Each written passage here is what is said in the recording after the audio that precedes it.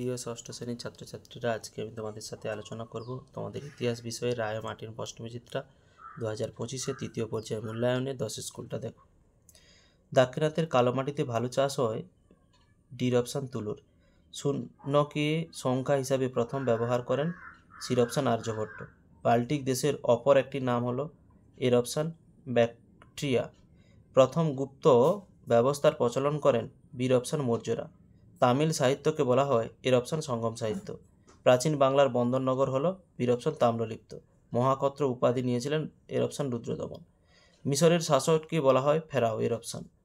Athens স্পার্টার যুদ্ধের কথা জানা যায় এর অপশান থুকিডিটিসের লেখা থেকে। হর্ষবর্ধনের সভাকবি ছিলেন সির অপশান বাণভট্ট।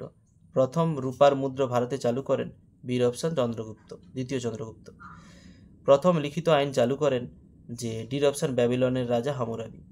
ভারতীয় উপমহাদেশে পল্লব নামে পরিচিত ছিলেন ডির অপশান পার্থিয়ানরা। ফার্সিয়ানদের মতে নগরের বাইরে থাকত এর অপশান চণ্ডালরা। স্তম্ভ মেলা, দায়েব যে দাবেস্তা, শতমান বৈদিক মুদ্রা, বড় পাথরের সমাধি ইনামগাঁও, যশ হচ্ছে দ্বিতীয় বৌদ্ধ সঙ্গীত, পালি ভাষা জাতক। শূন্যস্থান পূরণ করো। তামিলনাড়ুর ড্যাশ বন্দরে নিয়মিত দূরপাল্লার বাণিজ্য হতো কাবেরী পট্টিনম। বেমানান শব্দ খুঁজে বের করো, সংস্কৃত হবে। চৈত্যের আকার কেমন ছিল? রায় মার্টিন পুরনো সহায়িকা 163 পৃষ্ঠায় 43 দাগের প্রশ্নটা দেখাচ্ছি। এই যে চৈত্য, এইখান থেকে এতটা অবধি লিখতে হবে। চন্দ্রকেতুগড় পশ্চিমবঙ্গের কোন জেলায় অবস্থিত? উত্তর 24 পরগনা জেলার বেড়াচাঁপায় অবস্থিত। নেক্সট, প্রাচীন বাংলার সূক্ষ্ম সুতির কাপড়কে কি বলা হয়? মসলিন বলা হয়। বেমানান শব্দ খুঁজে বের করো। তাম্রলিপ্ত ঠিক ভুল। যে প্রয়াগের মহাদান ক্ষেত্রে 25 বছর অন্তর উৎসব হতো, ভুল, 5 বছর অন্তর। বিবৃতি ব্যাখ্যা, রোম ও চীনে রেশম বাণিজ্যের কুষাণরা লাভ করেন। ব্যাখ্যায় কুষাণ শাসকরা এই বাণিজ্য থেকে অনেক শুল্ক আদায় করতেন। ফোকুওকি বইটির বিষয়বস্তু কি? সহায়িকার 105 পৃষ্ঠায় দেখাচ্ছি, দেখো। ফোকুওকির বিষয়বস্তু কী ছিল? 184 পৃষ্ঠায় 51 দাগের প্রশ্নটা দেখাচ্ছি, দেখো। ফোকুওকির বিষয়বস্তু ফার্সিয়ান ভারত ভ্রমণের অভিজ্ঞতা, এটা লিখে নেবে।